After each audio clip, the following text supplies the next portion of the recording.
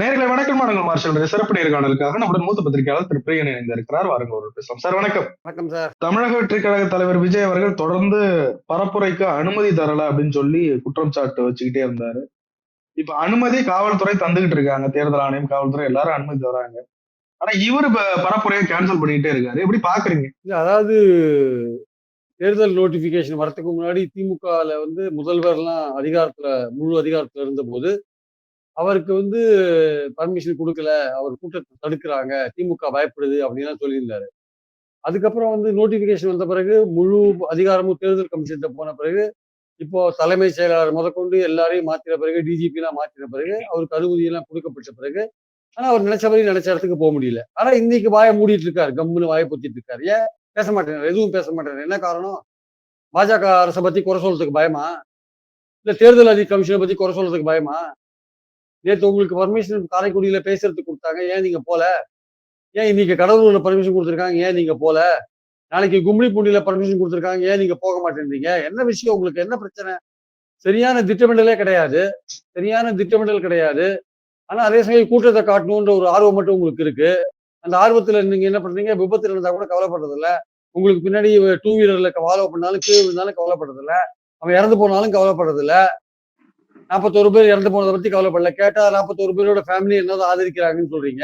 இது என்ன மனநிலை? இது ஆக்சுவலா இது என்ன மனநிலையில இருக்கீங்க நீங்க?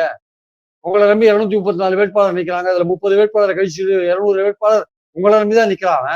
நீங்க இந்த மாதிரி போகாது இருந்தீங்கன்னா இன்னும் கூட மிச்சம் இருக்கிற 11 நாட்கள்ல எத்தனை மாவட்டத்தை உங்களால கவர் பண்ண முடியும்? அப்ப உங்களை நம்பி நிக்கிறவங்க கதி என்ன? வீட்டுக்கு வீடு ஒரு விஜய் இருக்காருன்னு நீங்க சொன்னா போருமா? அவங்கள ஓட்டு போடுறது எப்படி? நீங்க முகத்தை காமிக்கலன்னா மக்கள் உங்களுக்கு ஓட்டு போட்டுருவானா? நீங்க ஒரு தடவையாவது எல்லாரையும் போய் பார்க்க வேண்டாமா? அப்போ உங்க பிளான் திட்டமிடுறது சரியில்லை, உங்க திட்டமிடுறதும் சரியில்லை, நீங்க பிளான் பண்ணி நடந்துக்கிற முறையும் சரியில்லை. அதனால நீங்க மத்தவங்களை குறை சொல்றதை விட்டுட்டு முதல்ல உங்களை திருத்திக்கோங்க. நீங்க 200 பேர் 234 பேரை நிக்க வச்சிருக்கீங்க. அதுல ஒருத்தர் ஓடிட்டார், வாபஸ் ஆகிட்டு எடப்பாடிக்கு போட்டி போடாம அவர் ஓடிட்டாரு. எடப்பாடி எதுக்கு? எடப்பாடிட்ட விலை போயிட்டாருன்றாங்க. எடப்பாடிட்ட விலை போயிட்டாரு அதான் அப்படின்னு. உங்க கேண்டிடேட் எடப்பாடிட்ட விலை போயிட்டார் அப்படின்றாங்க. ஸோ அதனால நீங்க உங்க கேண்டிடேட்ஸை முதல்ல பாதுகாத்துக் கொள்ளுங்கள். அவங்களுக்கு முதல்ல பிரச்சாரம் பண்ணுங்க. அதை விட்டுட்டு திமுகவையே குறை சொல்றத வேலையா வச்சுட்டு இருக்காதீங்க. அப்பவாரு போற இடங்கள்லயும் அவரால் பிரச்சாரம் செய்ய முடியறதில்ல. காரைக்குடிக்கு போனாரு, போயிட்டு பேசாமலே திரும்பி வராரு. போற வரைக்கும் புறச்சூழல் அதற்கு காரணமா, அல்லது விஜய் தன்னுடைய அந்த சில சீரியஸ்னஸ் இல்லாததுனால அப்படி பண்றாரு தெரியல. அவரு பண்ணதை பார்த்தா ஏதோ பொழுதுபோக்குக்காக பாலிடிக்ஸ் வந்திருக்காரான்னு தோணுது. டெடிகேட்டடா வந்திருக்காரான்னு தெரியல. அவருக்கு என்னன்னு தெரியல. ஏதோ திமுக மேல கோவத்தினால, ஏதோ பர்சனல் கோவத்துல வந்திருக்காரா என்ன? அவரு உண்மையிலேயே மக்கள் நன்மைக்காக தான் வந்திருக்காரா? ஏன்னா இது தேர்தல்ன்றது ஒரு முக்கியமான விஷயம். இதுல எவ்வளவு சீரியஸா அவர் களமாட வேண்டிய அவசியம் இருக்கு. திமுக எனக்கு நேர் எதிர், எங்களுக்கும் திமுகவுக்கு தான் போட்டி, தூய சக்தி நானு, தீய சக்தி திமுக, எல்லாம் கரெக்ட் தான். பண்ணுங்க, சொல்லுங்க. ஆனா களமாடலையே சரியா. நீங்க சென்னைக்குள்ள உட்காந்துட்டே நீங்க 234 தொகுதியிலே உங்க ஆட்கள் ஓட்டு போட்டுவாங்கன்னு நினைக்கிறீங்களா? நிச்சயமா தமிழ்நாட்டு மக்கள் அப்படி கிடையாது சார். விஜய் அப்படி நினைச்சாருன்னா ஏமாந்து போவார். ஒரு தடவை கூட உங்க முகத்தை காட்டாத மக்கள் உங்களுக்கு ஓட்டு போடணும்னு நீங்க நினைச்சீங்கன்னா நீங்கள் ஏமாற்றத்தை சந்திப்பீர்கள். அதுல எந்த சந்தேகம்? அவருடைய உருவ பொம்மை எடுத்துட்டு போறாங்க சார். அது இன்னும் கேவலம்.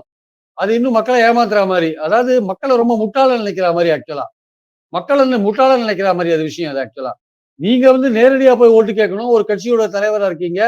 200 கான்ஸ்டியூன்சியாவதுக்கு நீங்க ஓட்டு கேட்க வேண்டிய அவசியம் இருக்கு.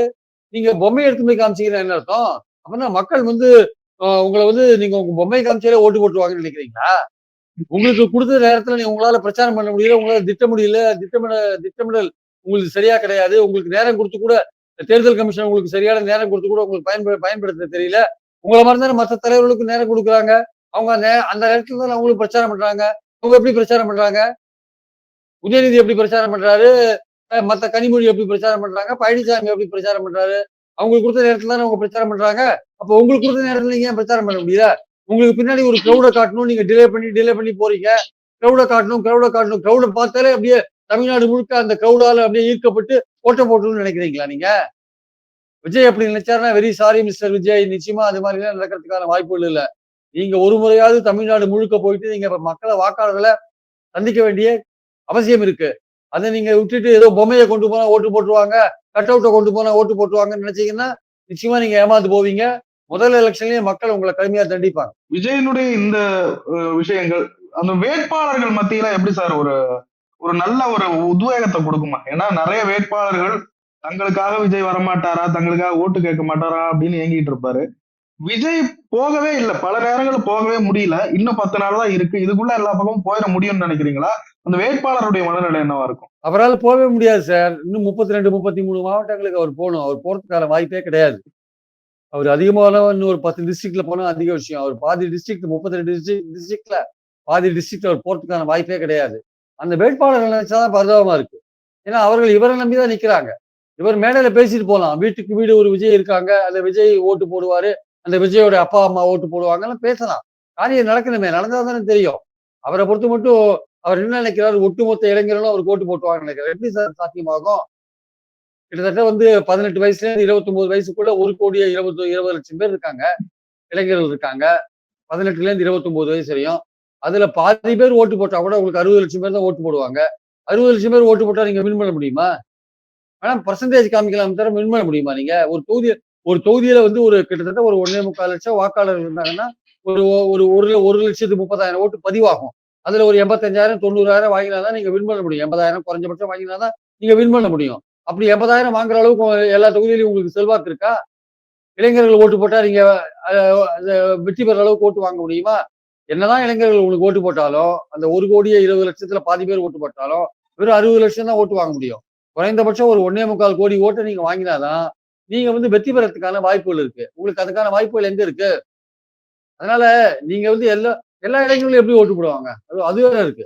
எல்லா இளைஞர்களும் அவருக்கே தான் ஓட்டு போடுவாங்கன்னு எப்படி எதிர்பார்க்க முடியும்? ஏன் வேற நடிகர்களோட ரசிகர்களே கிடையாதா? இல்ல அரசியல் கட்சிகள்ல தான் இளைஞர்கள் கிடையாதா? அரசியல் கட்சிகள்ல இளைஞர்கள் இருக்காங்க இல்லையா? அவங்க யாருக்கு ஓட்டு போடுவாங்க? இவங்கள கேட்டா சொல்றாங்க. திமுக கேட்டா சொல்றாங்க, எங்ககிட்ட 50,00,000 இளைஞர்கள் இருக்காங்கன்றாங்க. திருமாவளவன் சொல்றாரு, என் பின்னாடி லட்சக்கணக்கான இளைஞர்கள் இருக்காங்கன்றாரு. அதே மாரி ஒவ்வொருத்தரும் இளைஞர்கள் அவங்க பின்னாடி இருக்காங்க. அஜித், விஜய்க்கெல்லாம் அஜித், மத்த சிவகார்த்திகேயனுக்கெல்லாம் ரசிகர்கள் இளைஞர்கள் கிடையாதா? அவங்களாம் உங்களுக்கு தான் ஓட்டு போடுவாங்களா? சொல்ல முடியாதுல்ல. அவங்களாம் உங்க ரசிகர்களே வந்து வேற வேற கட்சி அபிமானிகளா இருந்தா என்ன பண்ணுவீங்க? அதனால ஏதோ இளைஞர்கள் ஒட்டுமொத்த இளைஞர்களும் ஏதோ விஜய் பக்கம் இருக்கிற மாதிரியே விஜய் வந்து ஓட்டு வாங்குவாரு. அவர் பின்னாடி ஒரு கூட்டம் இருக்கு. அந்த ஓட்டு யார ஸ்பாயில் பண்ணுன்னு தெரியாது. திமுக ஓட்டு எடுப்பாரா? அதிமுக ஓட்டு எடுப்பாரான்னு தெரியாது. அவரே வின் பண்ணுவாரான்னு அதுவே சந்தேகமா இருக்கு. அதனால எல்லாமே வந்து ஒரு சந்தேகத்துக்குரிய ஒரு விஷயமா இருக்கு. ஏன்னா டேட்டா இல்ல. இப்பதான் முதல் தடவையா உள்ள வராரு. ஒரு பெரிய கூட்டத்த கூட்டிட்டு வராரு. அந்த கூட்டத்தையும் ஒரு சரியா போய் பிரச்சாரம் பண்ணாத இருக்காரு. அந்த கூட்டம் இவருக்கு ஏத்தபடி ஓட்டு போடுவான்னு தெரியல. இவர் எல்லா இடத்துக்கும் போறதுக்கான வாய்ப்புகளே இல்ல போலிருக்கு. போற பக்கம் பார்த்தா 10 நாள்ல ஒரு 38 மாவட்டங்கள் போறதுக்கான வாய்ப்பே கிடையாது. 30 வயசுலேருந்து 40 வயசுக்குள்ள பார்த்தீங்கன்னா, அது ஒரு 1,20,00,000 ஒரு 16,00,000 பேர் இருக்காங்க.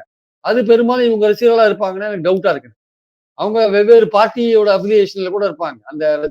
அந்த வயசு உள்ளவங்க. 18லேருந்து 30 வயசுக்குள்ள இருக்கிறவங்க ஓட்ட மட்டும் நீங்க எதிர்பார்த்து வேலை செஞ்சீங்கன்னா, அதுல பாதி ஓட்டு வாங்கினா கூட, நீங்க வெற்றி பெறதுக்கான வாய்ப்பே கிடையாது. நீங்க 60,00,000 ஓட்டு வாங்கினா கூட சரி, 50,00,000 ஓட்டு வாங்கினாலும் சரி, அத 234 தொகுதியில வகுத்து பார்த்தீங்கன்னா கூட, உங்களுக்கான ஓட்டுகள் ரொம்ப குறையும். வெற்றி பெற அளவுக்கு நீங்க ஓட்டு வாங்க முடியாது. இந்த ஜனநாயகன் விவகாரம் ஏற்கனவே இப்ப ஜனநாயகன் ரிலீஸ் ஆகல, சென்சார்ஷிப்புக்கு அந்த இது தரல அப்படின்றதெல்லாம் ஒரு பெரிய சர்ச்சையாச்சு, பிரச்சனையாச்சு. ஜனநாயகன் லீக் ஆயிருக்கு. இது ஒரு பரபரப்பை கிளப்பி இருக்கு. நிறைய பேர் கண்டனம் தெரிவிக்கிறாங்க. இத அரசியல் படுத்தி பார்க்கணும்னு நினைக்கிறீங்களா? அதாவது ஜனநாயகம் ரிலீஸ் ஆகல சார். திருட்டுத்தனமா வெளியிடப்பட்டிருக்கு. அந்த திருட்டுத்தனமா லீக் ஆயிருக்கு, லீக் ஆயிருக்கு. ஆ லீக் ஆயிருக்கு. அது லீக் ஆயிருக்குன்னு நாகரிகமா சொல்றாங்க. திருட்டுத்தனமா ம். வெளியிடப்பட்டிருக்குன்னு தான் சொல்றாங்க. திருட்டுத்தனமா வெளியிடப்பட்டிருக்கு. இதுக்கு காரணம் வந்து விஜய் தான் அப்படின்றது ஒட்டுமொத்தமா சினிமா ஃபீல்ட்ல வெளிப்படையா சொல்ல மாட்டேன்றாங்க. என்ன நினைக்கிறாங்க, இந்த தேர்தலுக்குள்ள அந்த படத்த வெளில கொண்டு வரணும்னு பார்த்தாரு விஜய். ஏன்னா, அதுல வந்து பாதிக்கு மேல பார்த்தீங்கன்னா, தாவேகா பிரச்சாரம் தான். மாற்றம் வேண்டும், அது வேண்டும்னு பேசுறாரு. அப்புறம் பாஜகவ எதிர்க்கிற மாரி சில விஷயங்கள்லாம் கூட இருக்குன்னாங்க. அதாவது பிளவுவாத அரசியல், மத அரசியல் எதிர்க்கிற மாரி சில விஷயங்கள் வச்சிருக்காங்கன்னாக்க, அது எவ்வளவு தூரம் உண்மைன்னு நமக்கு தெரியாது. படத்த பார்த்தா தான் தெரியும்.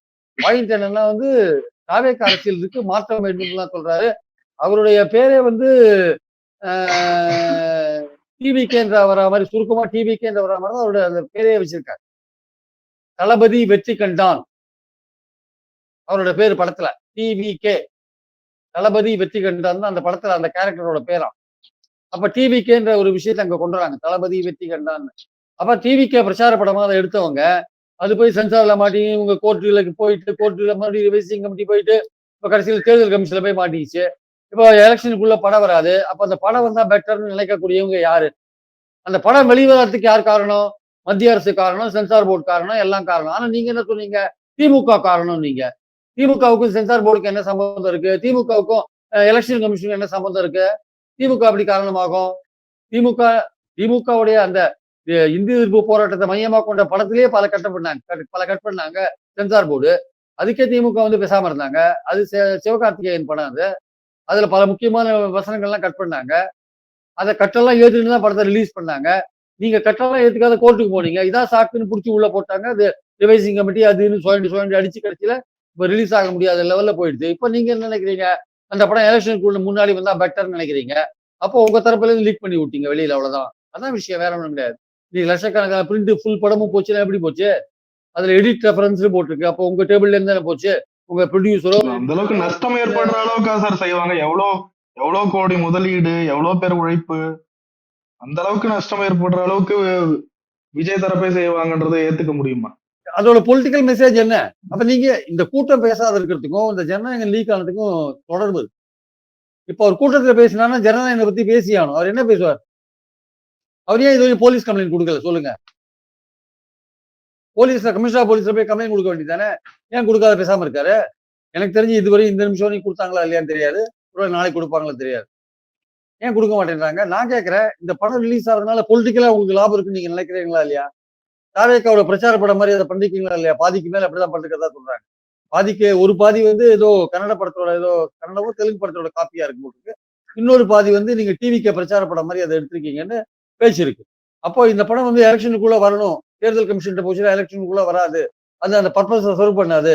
அப்ப எடுத்து விடியா லீக் பண்ணி விடியா நீங்களே பண்ணிருக்க கூடாதுன்னு என்ன இருக்கு? பரவாயில்ல எவ்வளவு லட்சம் ஆனாலும் நான் பாத்துக்கிறேன் அப்படின்னு நீங்க சொல்லியிருக்கலாம் ஒருவேளை ப்ரொடியூசர்கிட்ட. எடுத்து விடுங்க நம்ம பர்பஸ் சர்வ் ஆனோம். இந்த படம் ரீச் ஆச்சுன்னா நமக்கு இன்னும் ஓட்டு வங்கியில நம்ம ஓட்டு கூடும் அப்படின்னு நீங்க சொல்லியிருக்கலாம் ஒருவேளை. நீங்க தான் எல்லா விதமான முயற்சியும் ட்ரை பண்ணி பாக்குறீங்களா? உங்க கட் அவுட்டை கொண்டு போய் வேட்பாளர் கூட கொண்டு போறாரு. உங்க உருவ பொம்மையை வேட்பாளர் கொண்டு போறாரு.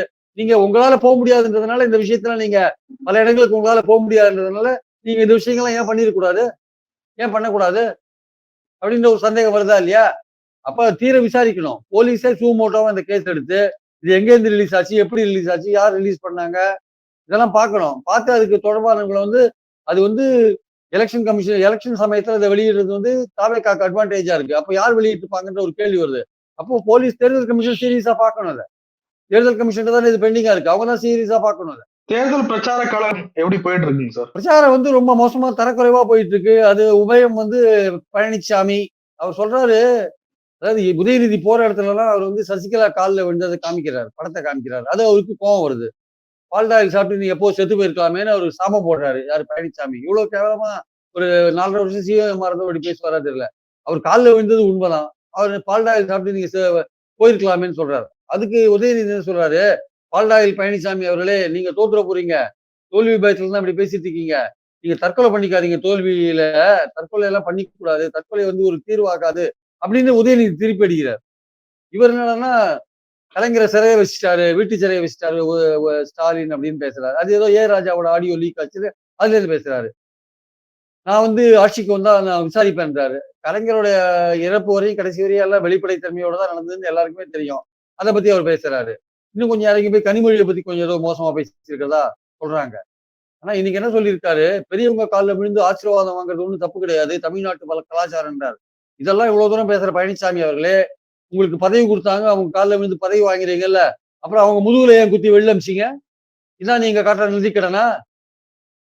நீங்க காட்டுற நிதிக்கடன் இதுதானா? அவர் உதயநிதி காட்டுற படம் உண்மையா இல்லையா? உண்மைதானே? அது உண்மை நீங்க ஒத்துக்கிறீங்கல்ல? நீங்களே என்ன சொல்றீங்க? பெரியவங்க காலில் விழுந்து நம்ம மரியாதையா வந்து பெரியவங்க காலில் விழுது தமிழ்நாட்டின் கலாச்சாரம் கரெக்ட். உங்களுக்கு பதவி கொடுத்தா காலில் விழுந்தீங்க. அந்த காலில் விழுந்த பதவி கொடுத்தவங்களையே முதுகுல குத்தினீங்க. அப்ப நீங்க யார் அப்போ? உங்களை துரோகின்னு தினகரன் சொன்னாரு. உங்களோடய இப்ப அவர் சேர்ந்திருக்காரு. அப்ப நீங்க யார் அப்போ? தெரியல. உண்மையிலேயே தெரியல. எந்த தலைவருடைய பிரச்சாரம் மக்களால் கொஞ்சம் ஈர்க்கப்படுது, வரவேற்கப்படுது? எடப்பாடி பழனிசாமி அவர்கள் 2 ரவுண்டு பிரச்சாரத்துக்கு வந்துட்டாரு. ஏறக்குறைய 2-3 மாசமா பிரச்சார காலத்துலதான் இருக்காரு. ஸ்டாலின் அவர்கள் மாவட்டமா தான் போறாரு. எப்படி இருக்கு இம்பாக்ட்? சார் 2016ல ஸ்டாலின் வந்து இப்ப பழனிசாமி எப்படி ஊரா போய் தெருவா போறாரோ அந்த மாதிரி 2016ல இவர் போயிருந்தார், ஸ்டாலின் போயிருந்தார். அப்ப ஜெயலலிதா மாவட்டம் மேடையில பேசினாங்க. யாரு? ஜெயலலிதா. ஒவ்வொரு மாவட்டத்திலயும் ஒரு மேடை போட்டு பேசினாங்க. இன்னைக்கு பழனிசாமி ஊர் ஊரா போயிட்டு இருக்காரு. ஸ்டாலின் வந்து மேடை போட்டு ஒரு டிஸ்ட்ரிக்ட்ல ஒரு இடத்துல பேசிட்டு இருக்காரு. 2016ல கிட்டத்தட்ட வந்து ஜெயலலிதா அவர்கள் வந்து ஹெலிகாப்டர்ல போய் ஒரு இடத்துல காத்தால இறங்கி பேசிட்டு உடனே சென்னைக்கு வந்துட்டாங்க.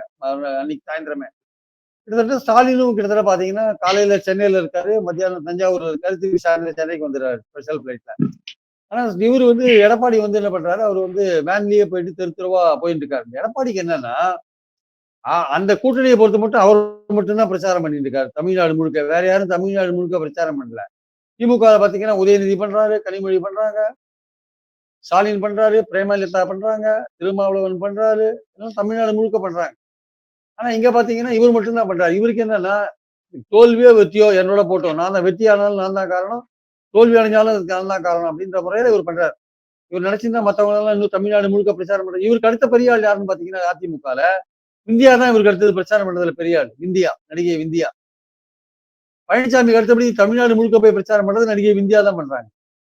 வேற யாரும் பண்றது இல்ல. அப்போ பழனிசாமியோட நோக்கம் என்ன இருக்குன்னா, நான் மட்டும் தான் பிரச்சாரம் பண்ணுவேன்.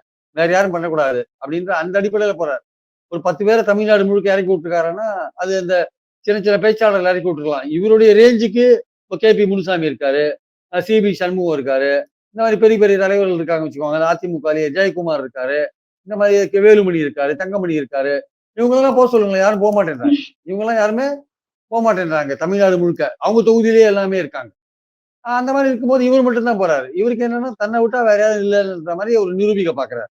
நான் மட்டும் தான்ட்டு. எப்படி வந்து விஜய் வந்து கூட்டத்துல வந்து கூட்டத்தை சேர்த்து தனக்கு மட்டும் தான் கூட்டம் சேருதுன்னு காமிக்கிறதுக்காக லேட்டா போறாரோ, இல்ல கூட்டத்தை வந்து அப்படியே தக்க வைக்கிறாரோ, இல்ல லேட்டா போய் தக்க வைக்கிறாரோ, அந்த மாதிரி இவர் என்ன பண்றாரு, என்ன விட்டா வேற ஆள் கிடையாது. அதிமுக நான் மட்டும் தான் பிரச்சாரம் பண்ணுவேன். அப்படின்னு இப்போ ஒரு தனிப்பட்ட முறையில கொஞ்சம் தரம் தாழ்ந்து இறங்கி அடிக்கிற வேலையெல்லாம் அவர் பண்ண ஆரம்பிச்சிட்டாரு. அவருக்கு தோல்வி பயம் வந்துருச்சோன்னு எனக்கு டவுட்டா இருக்கு எனக்கு. பல இடங்கள்ல பாத்தீங்கன்னா அதிமுக தாவேகாவுக்கு போட்டி நடக்குது. சில இடங்கள்ல தாவேகா 2வது இடத்துலயும், அதிமுக 3வது இடத்துலயும் இருக்கு. சில இடங்கள்ல அதிமுக 2வது இடத்துலயும், தாவேகா 3வது இடத்துலயும் இருக்கு.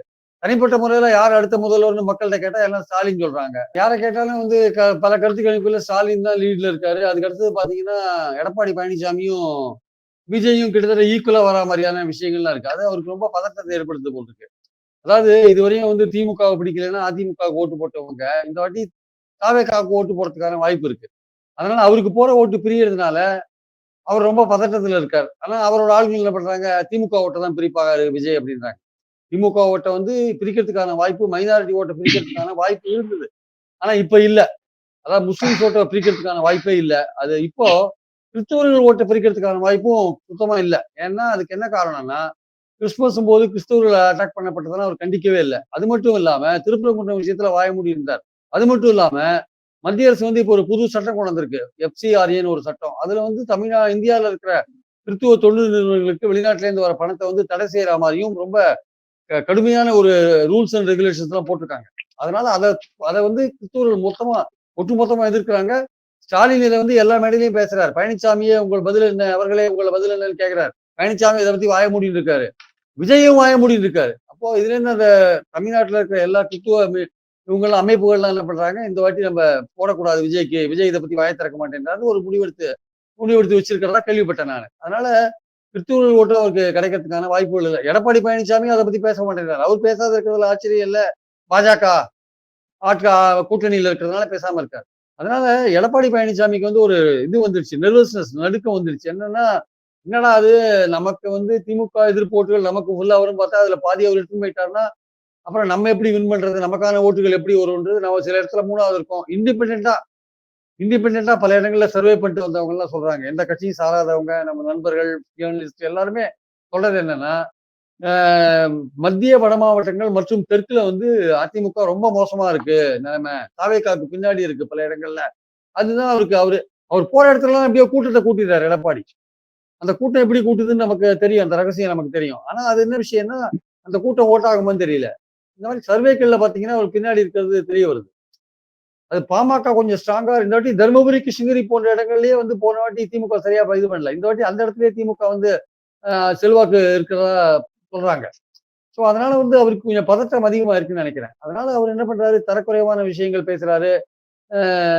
கனிமொழியை பத்தி பேசுறாரு, மறைந்த கலைஞரை பத்தி பேசுறாரு, எல்லாரையும் பத்தி உதயநிதியை பத்தி ரொம்ப மோசமா பேசுறாரு. கேட்டா வந்து அவங்க வந்து இது மாதிரி காலில் விழுற படத்தை காமிக்கிறாரு உதயநிதினு ஒரு விஷயத்த சொல்றாரு. சரி, காலில் விழுற படத்தை காமிக்கிறது எத்தனை தடவை உதயநிதி அதை காமிக்கிறத குறைச்சிக்கலாம். அவர் எத்தனாவது எலெக்ஷன் அதை காமிக்கிறார்? 3வது எலெக்ஷன் காமிக்கிறார். அந்த ஏதோ ஒரு இடத்துல காமிச்சா பரவாயில்ல. அதையே தொடர்ந்து அதையே காமிச்சிருந்தா போர் அடிச்சிடும். அதான் இவருக்கு ரொம்ப அந்த சொன்ன உடனே இவருக்கு ரொம்ப கடுப்பாருது. ஏன்னா இவர் காலில் விழுந்தவரை கவுத்து விட்டாரு இவரு. காலில் விழுந்து விழுந்து அவருக்கு பதவி கொடுத்தவரை முதுகுல குத்தி வெளில அனுப்பிச்சிட்டாரா? திருப்பி திருப்பி அந்த சம்பவத்தை ஞாபகப்படுத்தினா அவருக்கு கோவம் வருது. அது வேற சசிகலா வேற எலெக்ஷன்ல நிக்கிறாங்களா? ஏடிஎம்கே ஓட்டை பிரிக்கிறதுக்கான வாய்ப்பு இருக்கு சவுத்துல. அதனால இந்த படத்தை இப்ப காமிக்கிறதுன்றது ரொம்ப இதா இருக்கு. அவருக்கு சங்கடமா இருக்கு. சசிகலா வேற கேண்டிடேட் போட்டாங்க. ஒரு 30, 35 கேண்டிடேட் சவுத்துல போட்டாங்களா? அந்த இடத்துலலாம் போய் இந்த படத்தை காமிச்சாருன்னா, சசிகலாவுக்கு துரோகம் பண்ணதுனால ஓட்ட வந்து ஏடிஎம்கேக்கு போட மாட்டாங்க. ஏடிஎம்கேக்கு போடாட்டி சசிகலாவுக்கு போடுவாங்க பாத்தீங்கன்னா, கொஞ்சம் பேர் சசிகலா போடுவாங்க. பல பேர் என்ன நினைப்பாங்க, எடப்பாடியை தோற்கடிக்கணும்னா திமுகவுக்கு தான் போடணும்னு திமுகவுக்கு போடுறதுக்கான வாய்ப்பு இருக்கு. ஸோ அதனால எடப்பாடிக்கு என்ன ஆகுது? பதட்டமாறுது. பதட்டம் உண்டாருது. அதுதான் வந்து அவருடைய தரக்குறைவான பேச்சுக்கு காரணம்னு நான் நினைக்கிறேன். நிறைய விஷயங்களை பகிர்ந்து ரொம்ப நன்றி. Thank you.